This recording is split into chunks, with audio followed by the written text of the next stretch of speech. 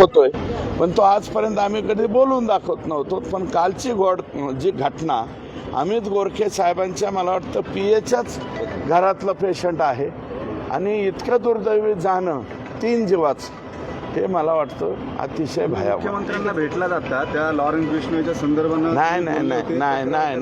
नाही, तो विषय आजचा काही झाला नाही. मला माझ्या साहेबांकडं मी वेळ मागितलेली होती.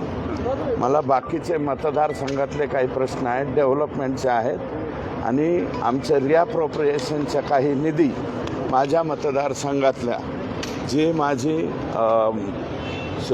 शिंपोरा ते खुंटेफळ ही योजना आहे, त्या योजनेच्या संदर्भात भेटायला आलतो. साहेबांनी लगेच आदेश दिले, म्हणजे फोन लावायला सांगितलं आणि मी निघून आलो. मला परवा वेळ दिलेली आहे. तुम्ही जे सांगताय, नाही, मी पहिल्यांदा मुख्यमंत्र्यांकडे तक्रार करीन आणि साहेब सांगतील त्या पोलीस स्टेशनमध्ये तो गुन्हा मी दाखल करेन.